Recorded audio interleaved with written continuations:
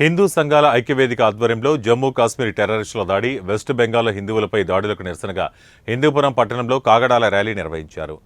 పెహల్గావ్లోని ఉగ్రదాడిలో ID కార్డులు check చేసి ఒక మతాన్ని టార్గెట్ చేసి క్రూరంగా కాల్చి 28 మంది అమాయకపు హిందువులను చంపడం దారుణమన్నారు. ఇటీవల పశ్చిమ బెంగాల్లో హిందువులను లక్ష్యంగా చేసుకుని దాడులు చేసి ఇళ్లను తగలబెట్టి నిరాశ్రయులను చేయడం దురదృష్టకరమన్నారు. హిందువులను టార్గెట్ చేస్తూ లౌకిక ముసుగులో ఉన్న జిహాదీయులు నుండి రక్షణ కల్పించాలని డిమాండ్ చేశారు. అనంతరం జిహాద్ టెర్రరిస్టుల దిష్టిబొమ్మను దగ్ధం చేశారు. ఒక్క నిమిషం వదిలేస్తే మీరు మా భారతదేశంలో ఒక్కసారి ఉంటే ఆ గాల్లో వెళ్ళిపోయే పాకిస్తాన్ ఐఎస్ఐ కుక్కలారా జాగ్రత్తగా ఉండండి.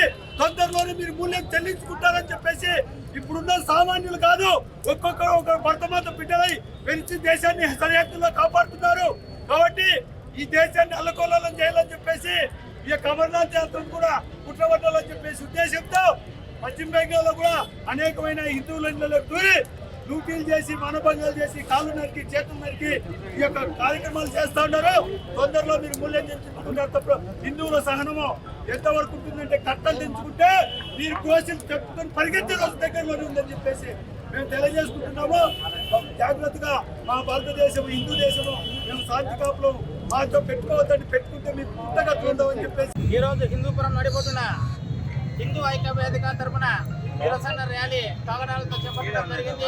ఇందుకు మద్దతు ఇచ్చిన యావత్ హిందూ ప్రపంచానికి అంతా ధన్యవాదాలు తెలియజేస్తూ ఈరోజు నిన్న జమ్మూ కాశ్మీర్ అనంతనాగ్ జిల్లాలో జరిగిన ఘటన ఏదైతే ఉందో అది కేవలం హిందువులను టార్గెట్ చేసి హిందువులను మాత్రమే హతమారుస్తాం, మరి ఏ ఇతర మతాలను మేము హతమార్చామని చెప్పే ఉద్దేశంతో టెర్రరిస్టులు ఏదైతే అటాక్ చేశారో దానిని హిందూ ఐక్యతా వేదిక హిందూపురం తీవ్రంగా ఖండిస్తుంది.